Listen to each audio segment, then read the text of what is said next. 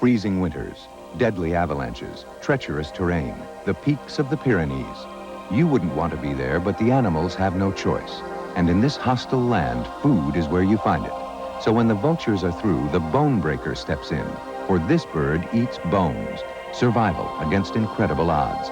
The fascinating story of Bonebreakers Mountain, next time on Nature. Sunday night at 8 on Channel 17.